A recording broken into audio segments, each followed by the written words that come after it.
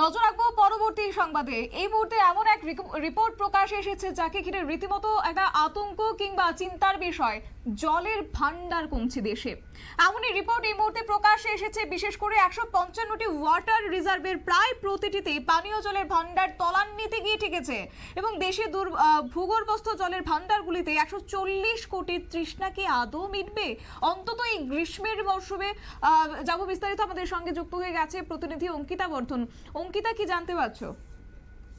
দেখো, মার্চের শুরুতেই কিন্তু আমরা দেখেছি যে দেশে তাপপ্রবাহের সতর্কতা জারি করা হয়েছিল, আর এর ফলে দেশে তাপপ্রবাহের রেকর্ড হয়েছে।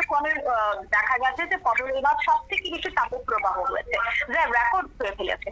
আর তার 15 দিনের মধ্যে সেন্ট্রাল ওয়াটার কমিশন অর্থাৎ সিডিভিউসি তারা জানাচ্ছেন যে ভারতে 155টি ওয়াটার রিজার্ভের প্রায় প্রতিটিতেই পানীয় জলের ভান্ডার অবিশ্বাস্য দ্রুততায় তলানিতে গিয়ে ঠেকেছে, যার ফলে জুলাইয়ের আগে দেশের সর্বোচ্চ যেভাবে বৃষ্টি শুরু হবার কথা তা কিন্তু শুরু হয়নি।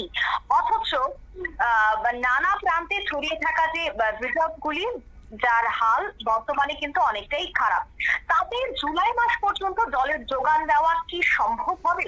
এই প্রশ্নটাই এখন ঘোরাফেরা করছে। তবে ওয়াটার কমিশনের প্রকাশিত সে তথ্য কিন্তু এবার সংশয় বাড়াচ্ছে। সিডিভিউসি জানাচ্ছেন যে 155টি ওয়াটার রিজার্ভের 180.8 বিলিয়ন কিউবিক মিটার পানীয় জল ধরে, কিন্তু গত 20 মাস সবকটি রিজার্ভার মিলিয়ে দেখা গেছে যে পানীয় জলের সঞ্চয় মাত্র 80.7 বিলিয়ন কিউবিক মিটার, অর্থাৎ ধারণ ক্ষমতার 45%। সেক্ষেত্রে কমিশন তথ্য জানাচ্ছে যে সবচেয়ে করুণ অবস্থা উত্তর ভারতের রাজ্যগুলিতে, যেমন পাঞ্জাব, হিমাচল এবং রাজস্থান মিলিয়ে মোট 11টি রিজার্ভার রয়েছে। আর এই জলাধারগুলিতে যতটা জল থাকতে পারে তার মাত্র 25% কিন্তু সেখানে রয়েছে। আর এরপরেই আছে দক্ষিণ ভারতের সেই জলধারাগুলি, যেমন সেখানে রয়েছে অন্ধ্রপ্রদেশ, রয়েছে তামিলনাড়ু, রয়েছে তেলেঙ্গানা, রয়েছে কর্ণাটক এবং কেরালা, মিলিয়ে কিন্তু সেখানে জলাধারের সংখ্যা 43। ধারণ ক্ষমতার মাত্র 41% জল আছে বলেই কিন্তু জানা গিয়েছে।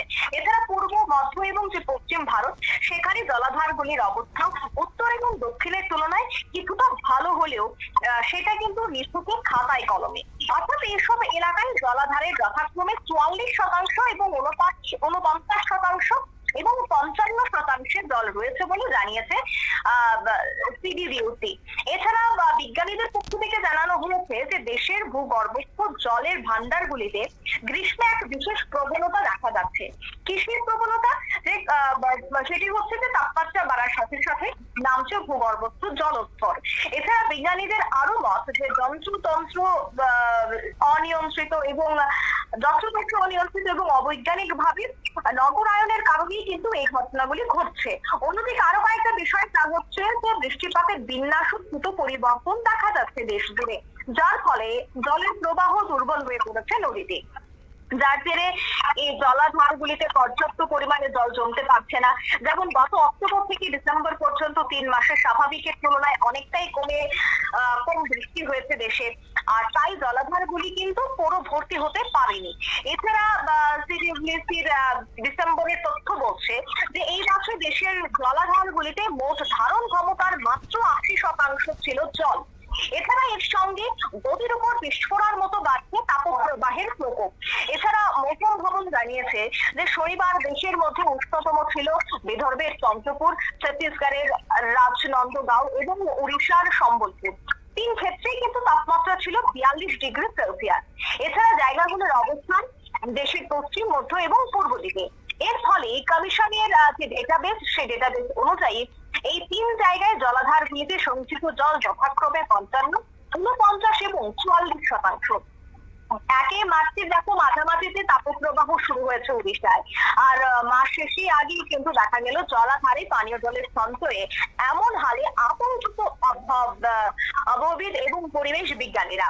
এর ফলে টানা কদিন বৃষ্টি না হলে কোনোভাবেই কিন্তু সেখানে জলাধারগুলিতে যে পানীয় জলের সঞ্চয় তা বাড়বে না, সেটা গোড়াতেই স্পষ্ট করে দিয়েছে বিশেষজ্ঞরা। এছাড়া পাশাপাশি তারা এইও জানিয়েছে যে আগামী 2.5 মাসে পানীয় জলের ব্যবহার বাড়বে। ভারতের 80.7 বিলিয়ন কিউবিক মিটার জল কি 140 কোটির 2.5 মাসের চাহিদা মেটানোর পক্ষে যথেষ্ট?